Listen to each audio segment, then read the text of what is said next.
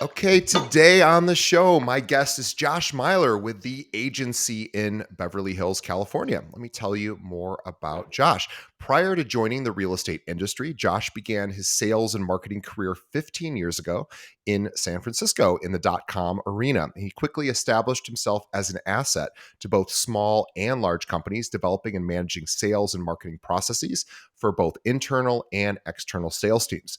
Josh also goes where his clients need him to go.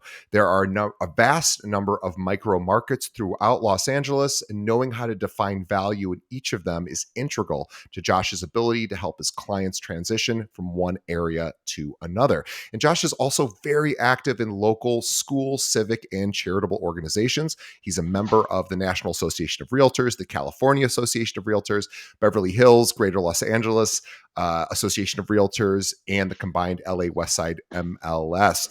He's a top 1% producer, absolute superstar. And please visit his website, joshmyler.com, JoshMyler.com, and follow him on Instagram. And I'm going to spell this out, but there will be a link to this in the show notes.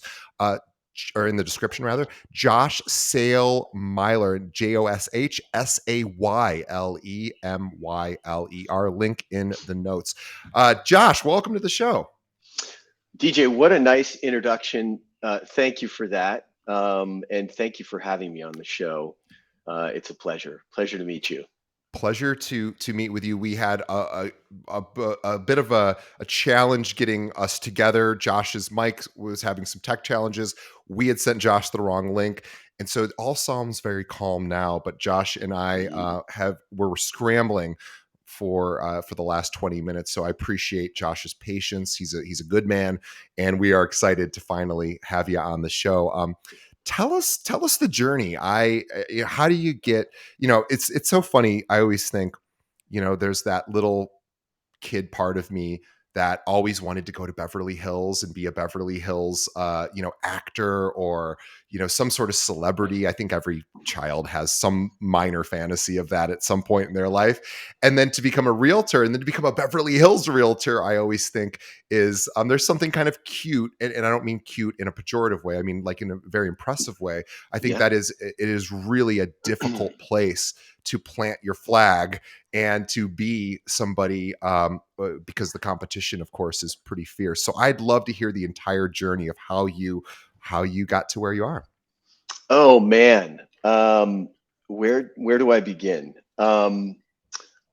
I really was on a very, very serious path to med school.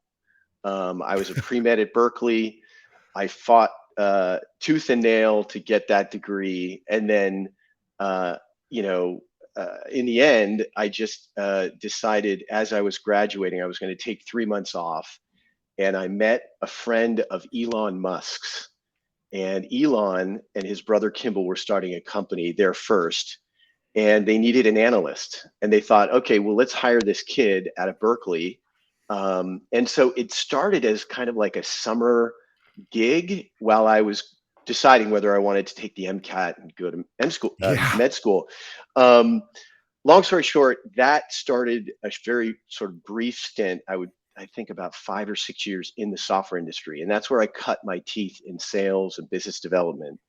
And then about 3 months before the dot-com bubble burst, I said, I'm out. I'm done. Smart. I hate this. Smart man. Oh, I mean, I got to tell you, it was very, very lucky because then 3 months later, it was all gone anyway.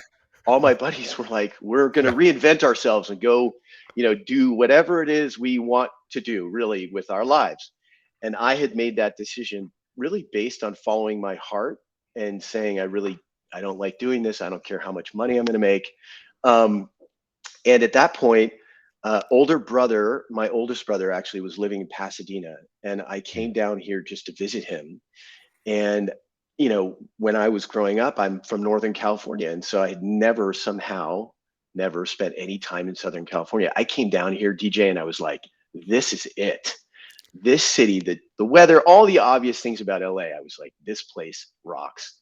So I actually just, because I had enough money in stock options from my, tech days.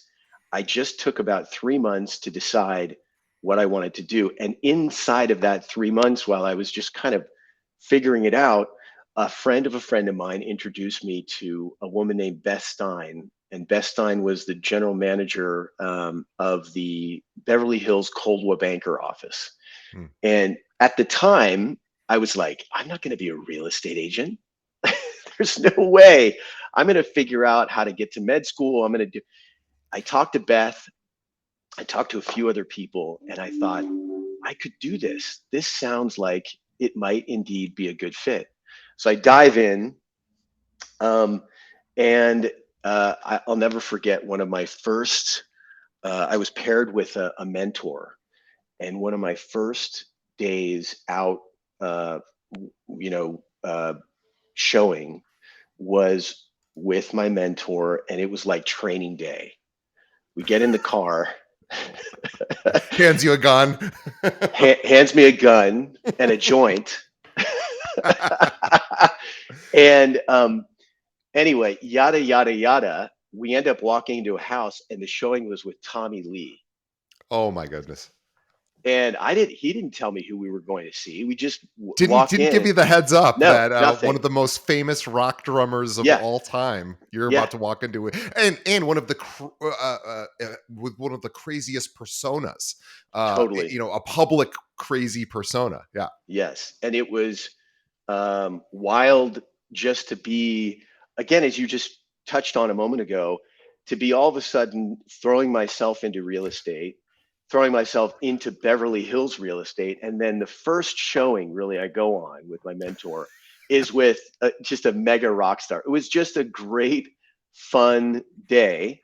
And I thought to myself, okay, I could do this. I could do this. Now, of course, the preceding 5 years were not Tommy Lee and rock stars. It was sure. getting down and dirty and earning my stripes, and Yeah. keeping my head down, making all the calls, sending all the emails, networking in the way that a new agent should.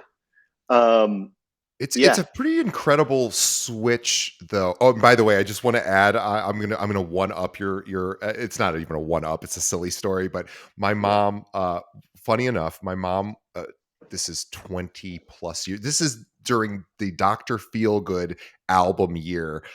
So I'm Oh gonna yeah, say this is probably 1990 uh 1993, something hmm, around that time. I was in high school. My mom was here in Chicago. I'm sorry, the audience, this is just the silliest story that ever happened to our family. My mom is at the very fancy hotel waiting for a friend. It's called the Drake here in Chicago. It's like this world renowned hmm, hotel, and it's a really fancy and whatever. So my yeah, mom's sitting waiting. My mom's very much a lady, by the way. I'm gonna preface this by saying my mom is very much a lady. And uh-huh. and this disheveled gentleman comes over to her and pays her a very nice compliment. And my mom recognizes that he is probably some sort of celebrity. Well, because of the way he's dressed, but he sort of looks a little bit out of it.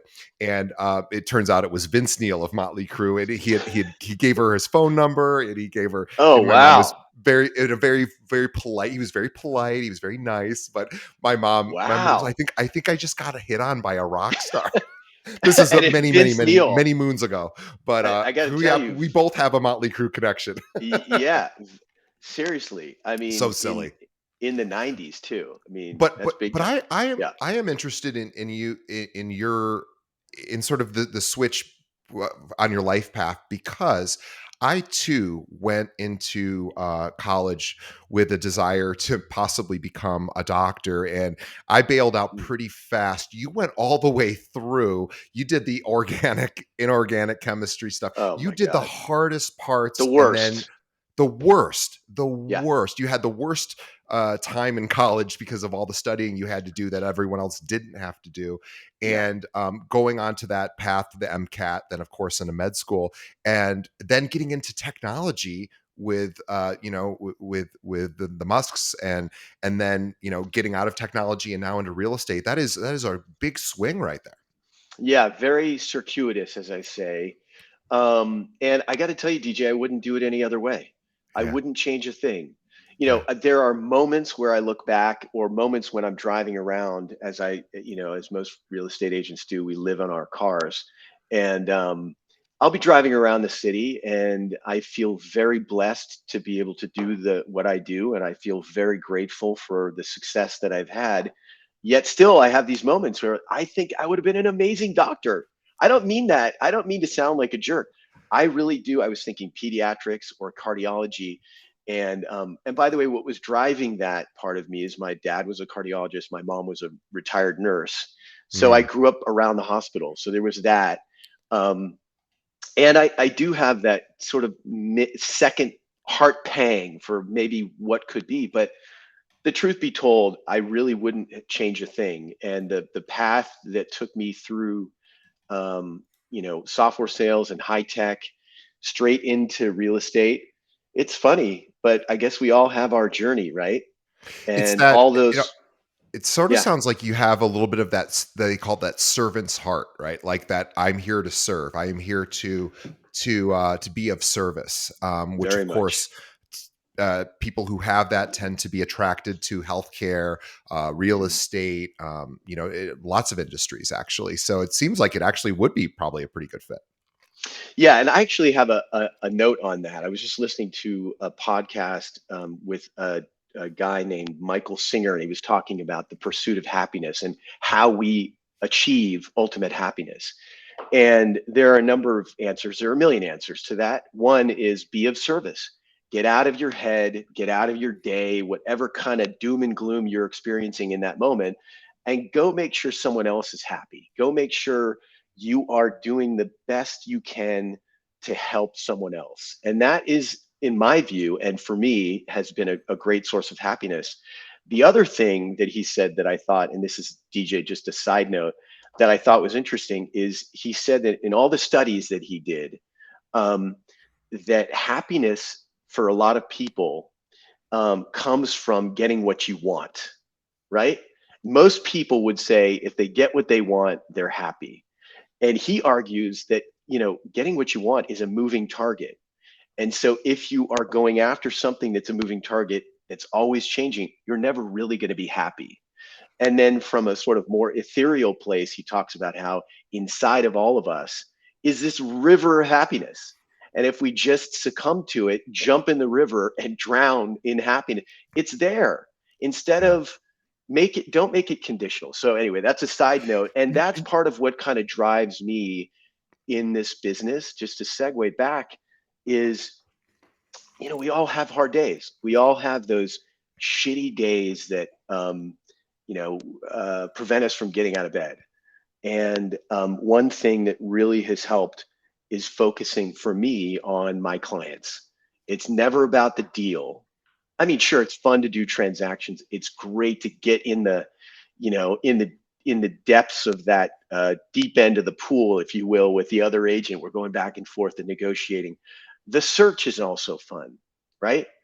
But the matchmaking and the figuring out how there really is a buyer for every house and a house mm, for every buyer, and then even more so seeing the look on that person's face when they find. I just had it yesterday.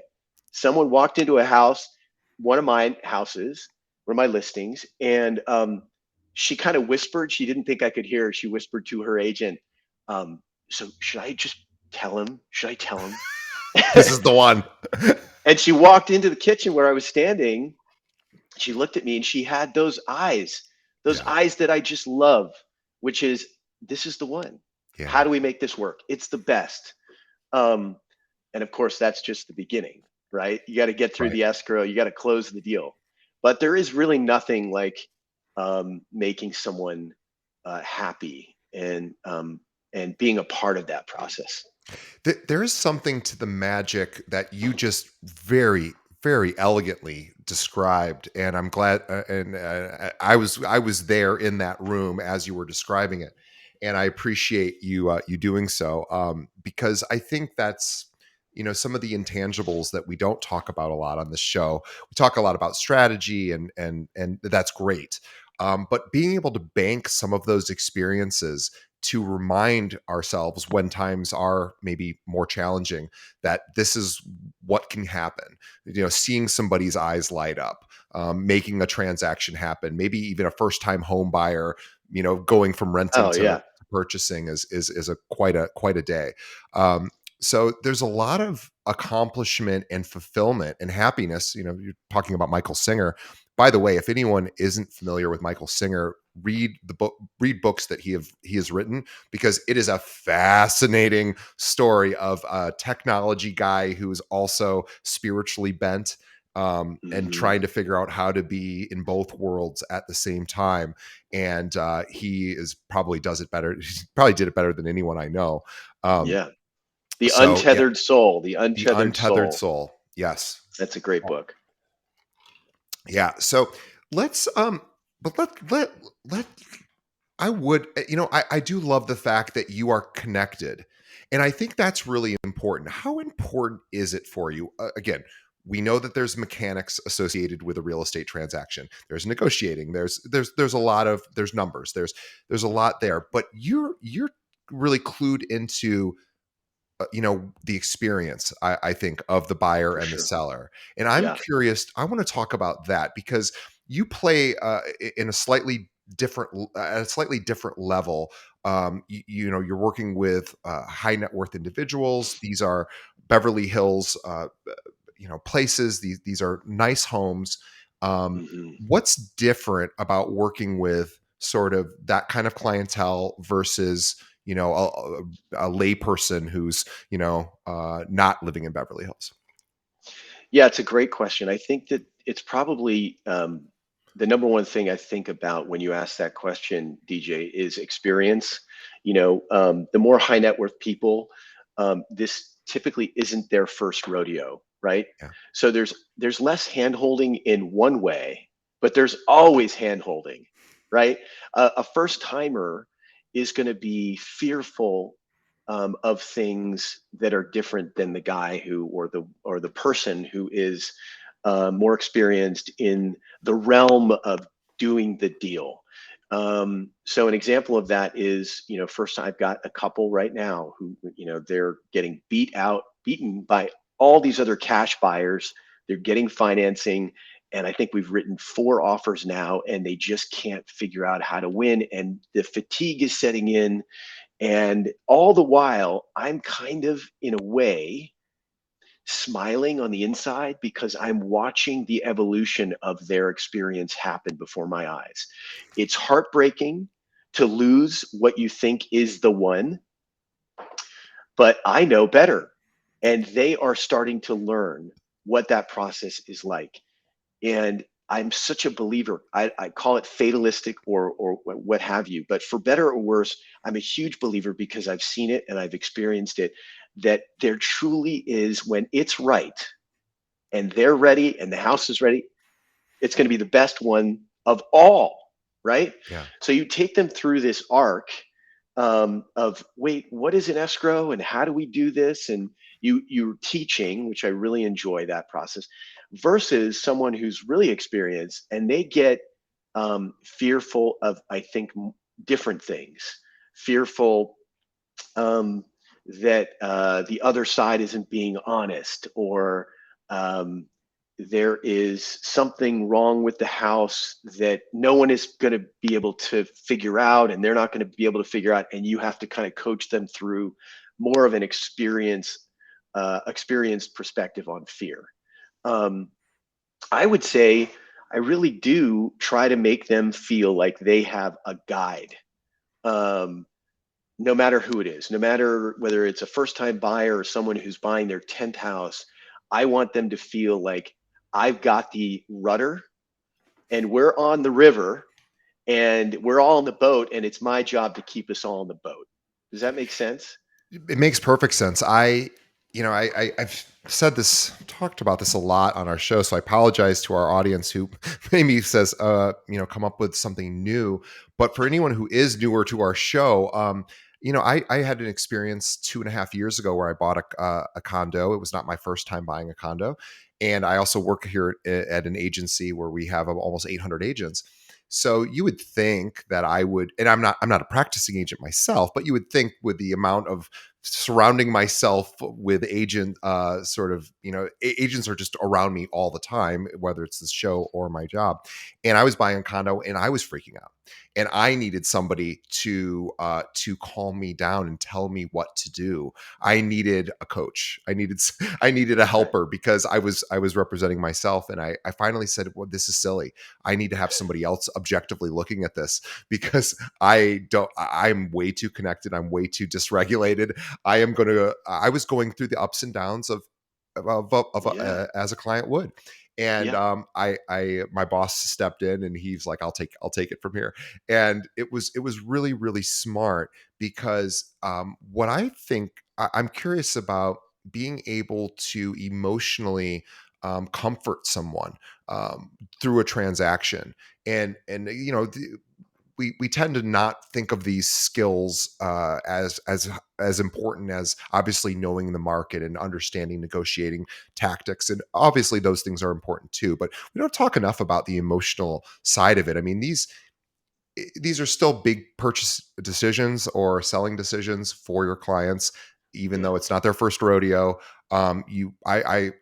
Assume oftentimes there are teams of people as well that you have Hmm. to, many masters to serve. So I'm Yeah. curious about how you keep everyone engaged and moving forward. Well, I spoke on a panel fairly recently, and the question was, what are the keys to your success? And I talked about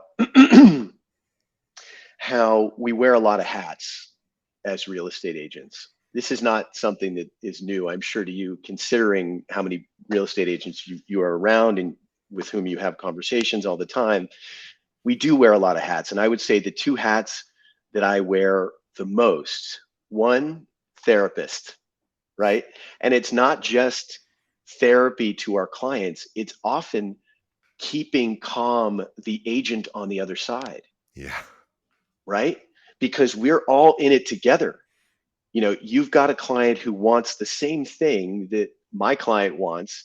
So let's figure out how to like lay down the guns and do this together. And that can be difficult because there are, as I call them out there, and I won't name any names, the deal killers, right? The agents who, for better or worse, um, find a way to screw things up because of the stuff that's going on inside of them, heart and mind. So I would say that skill is something that I think can be learned, but I also think you're born with it. It's in your DNA to keep everybody calm because DJ, it's the most, in my view, one of the most emotionally charged endeavors is buying or selling a house.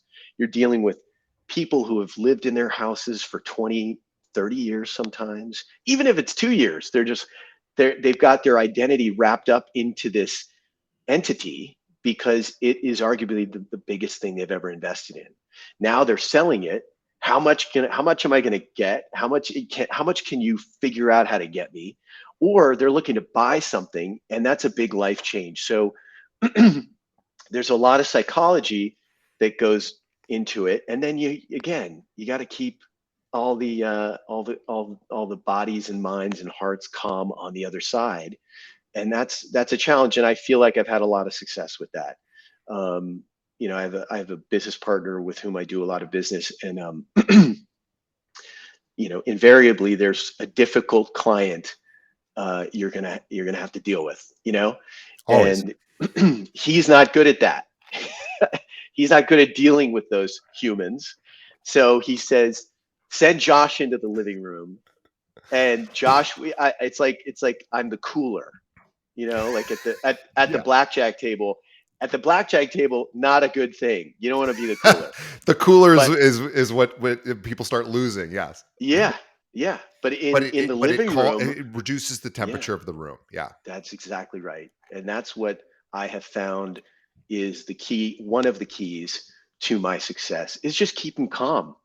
Um, the other hats are uh, interior design, architecture, we're dealing, I think it's so fascinating because many of us don't have law degrees, and we're dealing with a lot of legalese, and we're Mm. guiding people in ways that really walk that line. And I've learned my lesson. Fortunately, have never been in a lawsuit. I don't intend on being in a lawsuit because I'm smart enough to say, okay, that's not my wheelhouse.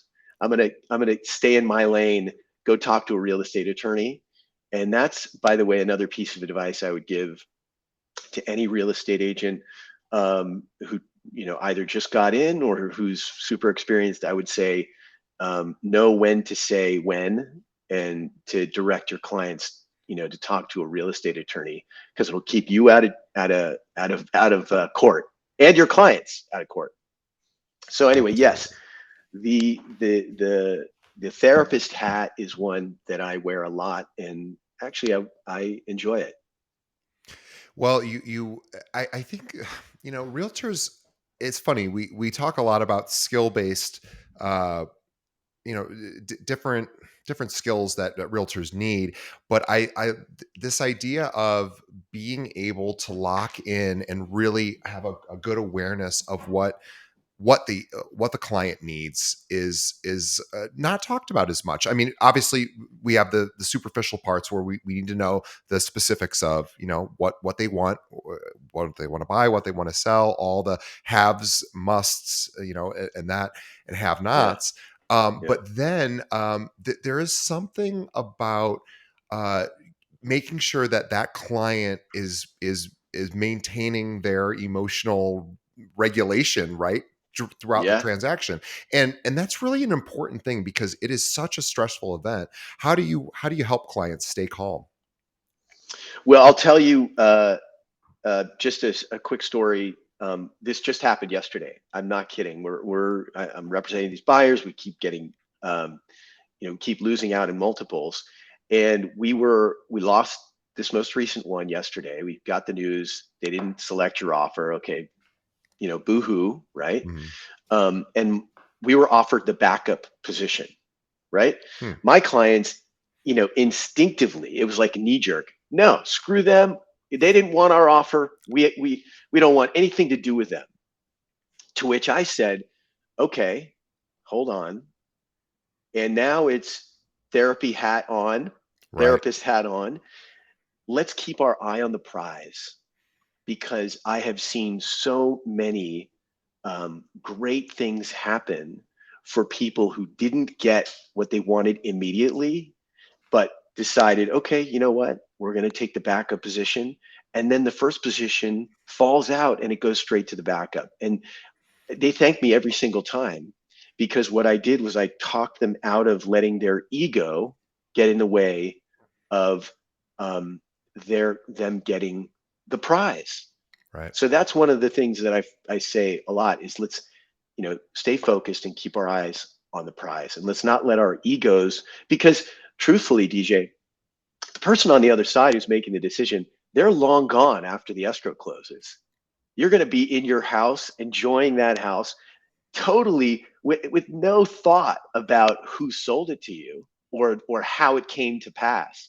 So I think it's really um, acknowledging when those moments happen, those moments that are part of the human condition, those getting your ego bruised. I mean, it's the most human thing ever.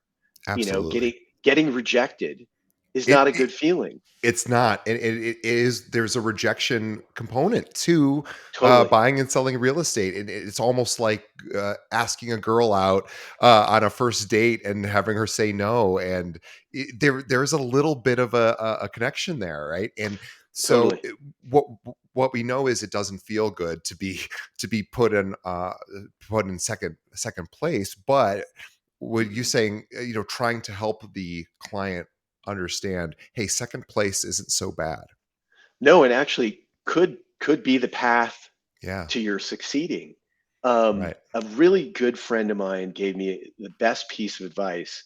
He said, when someone sends you an email or leaves you a voice message that pisses you off, that really gets you, um, don't respond. Give it Right. 24 hours. We've all heard, a lot of us have heard this, and it's just the best. I mean, sometimes I'll write the email and I won't send it, Yep. and then the next morning, of course, I'm like, oh, God, I'm so happy I didn't send that email.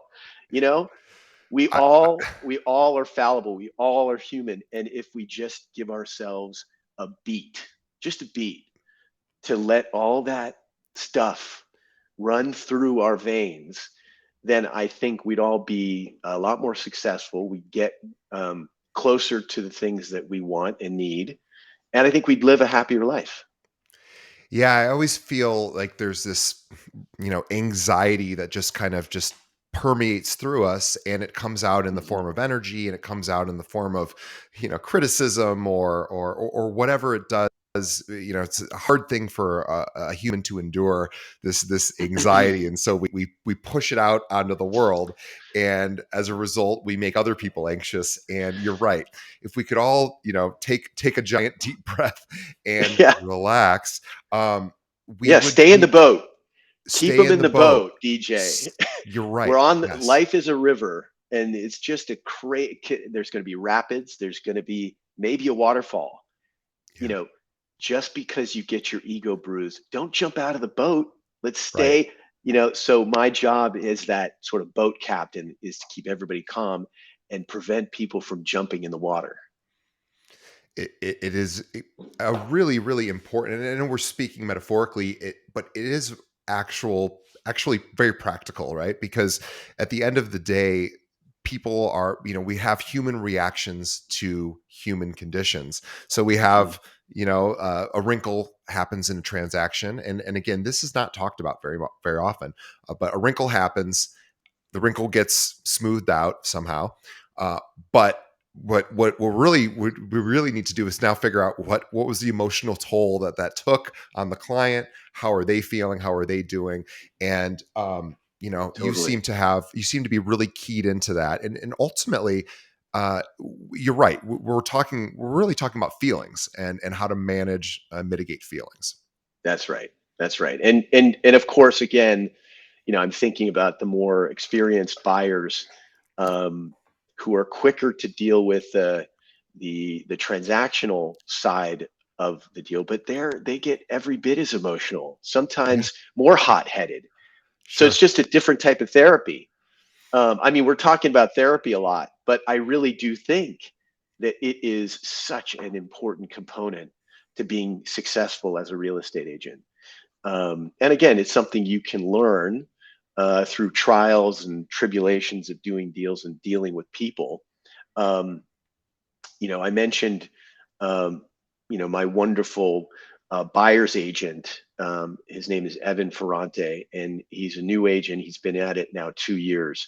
And we had a situation recently where Evan was doing a showing, and the house is actually occupied by a tenant who does not want to leave the house. This person knows that the house is going to sell, and she took Evan outside right after the showing and just started bawling her eyes Oh. out. And so Evan calls me, and I said, "Welcome to the jungle. Welcome to real estate, pal." And so, she's like sobbing on his shoulder. Oh, And I'm like, "So what did you do?" And he said, "I consoled her yeah. and told her everything's going to be fine." And if I had, I mean, DJ, I have so many stories,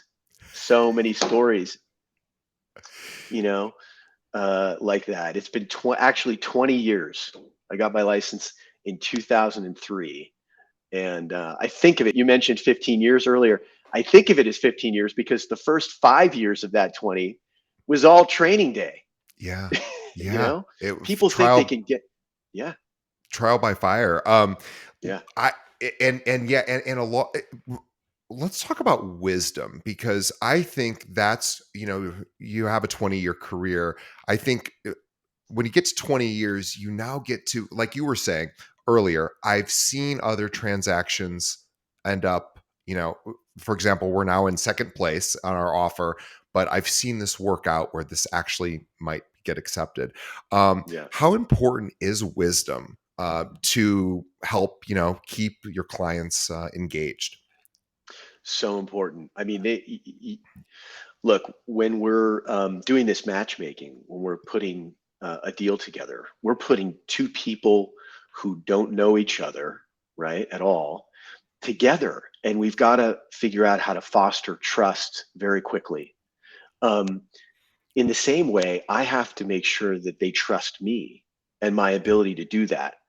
And so, knowledge and wisdom, not just about market data. I was an analyst right out of school for a tech company that ended up selling for a lot of money. That was my first job, and I do have that analytical OCD thing that helps me analyze markets and break down numbers for clients.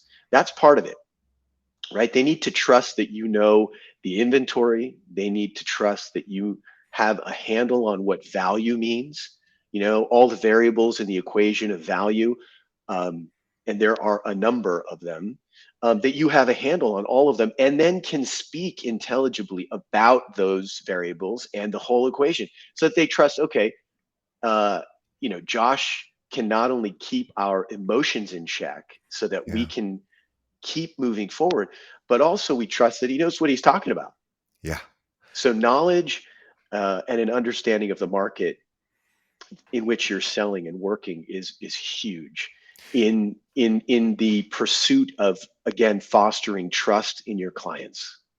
Yeah, you have to know the inventory, yeah, and you do, of course, and it's really something that 500 episodes in, has yet to be refuted by any of our guests. It's like, study the market as if it were the most precious document on the planet, because Yeah, and it's never changing document. But study the MLS, 30 minutes, an hour, 2 hours a day, just to make sure you know everything about your local market. And within a year, you're going to be so incredibly knowledgeable, if you put a little bit of that discipline in place, that yeah, you're gonna leapfrog over other agents. yeah, and it's important to put the data in context, meaning it's not just what's happening right now. It's how things have changed over time. So often when I'm doing my analyses for clients who ask me how much is my house worth today, I think it's important to give them an opportunity to see how things have changed. So I'll go 2 or 3 years back so that they have it's again that teaching element. Um, they have an understanding of where we're coming from. And I think now more than ever, that's hugely important because we've just come out of arguably the craziest time in the housing market in the last 100 years. I mean, I would argue ever. What COVID did to the housing market was unbelievable, and I still think we are, feeling latent effects. Um, I think that right now, uh, people have settled in to what I call the normalcy, the normal market, right? Where I think for a time after COVID settled and rates started to come up, people were whining and crying, bloody murder about, oh, well, money was so cheap before. Rates were, I mean, why can't we have that again? And again, therapist hat, you've got to get over it and move Right. on Right. because you want to buy a house. This person wants to sell you that house. The only way forward is to accept what's now. Yeah. Accept what we're dealing with now. And so that's settled a little bit. And I'm surprised in the face of a lot of uncertainty in the market, not just the housing market, but the broader markets, that there's still many buyers out there who are making offers. As I said, we're going into multiples against a lot of people. And I think the one variable left standing, and I'm sure DJ, you've heard this from other real estate agents, is in the value equation is a lack of inventory, Yeah. right? What surprises me again is the demand. But I think psychologically people have gotten over what was. Hmm. They're subscribing to the philosophy that, okay, rates are what they are, and they will eventually come down. So let's keep going, and let's my buddy here Josh's um, cat has just made an has appearance on our entered, show. yeah, cameo. Um, let's let's refi. Rates are bound to come down, so let's refi and and and keep our eye on the prize. Yeah, it's you know, how have you been working with buyers presently that are sitting on the sidelines? Are these the sort of things you're saying to them, who are, worried about interest rates, and just, is it as simple as, date the rate, marry the house? Is that kind of the philosophy, or That's are interesting. you seeing buyers pulling back? I like that. Date the rate, marry the house. I love Yeah, that. yeah, I think there's a little bit of that. My my style is, and I think a lot of people who know me and have come to know how I work, um, realize that I don't push very hard. I think of myself in a way like I'm the anti-agent, if you will. I am not trying to sell anybody anything. So if there is um, reticence or fear, let's deal with that first. There will always be a house. I mean, if we look back at history, you get pretty comfortable understanding that there are a gajillion houses out there. And I don't think a good thing to do ever is to push someone in to something too quickly, or at all for that matter. If you feel most comfortable, dipping your toe in or sitting in the shallow end so that you can kind of get your bearings, then let's do that. You know, you may miss some opportunities, but again, there will be others. So I think people now, again, there are a great many people who have subscribed to the idea that we're just going to rent right now and wait until rates come down. Fine, no problem. Let's do that. And then there are other people who are ready to go. And so again, um, I'm using this boat analogy too much, but there are a bunch of different personalities who come from a lot of different walks of life in this boat. And my job is to understand who my audience is, understand to the extent that I can their fears, their wants, their desires, their needs, and then figure out how to give that to them and be yeah. there with them in that moment. Does that make sense? It makes perfect sense. It's really the consultancy sort of approach. It's That's right. it's yeah, and you said it very elegantly, perfectly. It's, hey, I see you, I hear you, I know you. Yeah. Here's where we're aiming, and it includes not just the numbers. It includes the feelings and the numbers, and of course the property, um and all of the specifics, and we're going to aim towards it, and we're going to keep moving forward, and we're going to calibrate along the way. It makes perfect sense. Yeah, there's another facet to that that we haven't talked about, and that's disclosure. Right? When real estate agents in the real estate world, we talk about disclosures, we immediately think of disclosing, a seller disclosing all they know about a house to a buyer, right? Super important, super obvious, I think. But there's also disclosures that happen between you and your clients, right?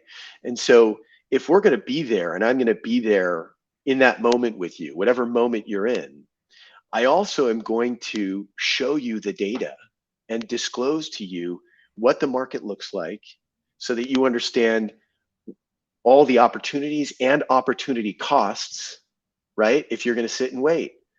And so that you can never say to yourself, Josh did not tell us that if we sat and waited, that we would miss out on X, Y, and Z. Yeah. So I think there's two things: be there in the moment, but also make sure they understand what's going on and what they may be walking away from or getting themselves into or out of, so that again, they know their eyes are wide open. I love this idea of like scenario planning. It's essentially what you're doing, and giving people visions of futures that they can walk around in and see Yeah. how they find them to be comfortable or not. Again, we're talking a little bit more ethereally. Uh, is that a word? I think it is. Yeah. Yeah. Ethereally, Yeah. more than normal. But I think it's important because we are, obviously we're just transacting homes, but what we're really talking about is all the emotional components that go into the decisions. And there's so many decisions that go into uh, not even just buying a home, but living in a home. It's so critical to us as human beings.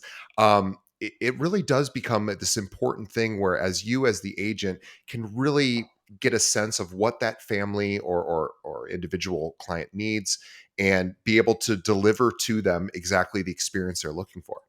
I mean, that's it, right? That's the key to building, I think, a successful real estate career that's lasting. If you're just in it to do a deal, I'll tell you right now, it's not going to be fun and it's not going to last very long. But if you are there with them and you are able to, I think, boil down to their essence all the questions you just mentioned, all the boxes that need to be checked. If you can guide them through that process, then you're not just an agent anymore. You're a friend. Yeah. You're an advisor. And again, that part of the business is the part that I enjoy the most, um, and that I think is it what is attributable to most of my success for sure. And that's what I would say to any new agent.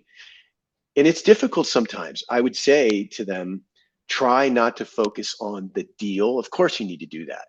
You know, focus on the client. Focus on the human part of it, not the transactional part of it, and that person will feel like you're there for them, right? Everybody wants to be taken I shouldn't say everyone. Most people want to feel taken care of. And Hmm. but one of the ways you can demonstrate care is through, all this extra effort for through real estate, right? So you can constantly reach out to clients. Hey, let's talk about where are you guys thinking about, the next 3 years. What are you thinking about the next 5 years? Here's where I see, here's an opportunity I see for you. Here's something, again, just having these future conversations. It's actually very exciting to have It those kind of is. conversations with clients, and because they're going to be excited about it. Of course, everyone's typically excited about something in their future, Yeah. and you can begin to plan that with them. I think that's a really interesting approach. I totally agree. It's huge. And again, for newer agents who are not, they haven't yet experienced the kind of success they know in their hearts, in some cases, they deserve and they will have, it hasn't come yet.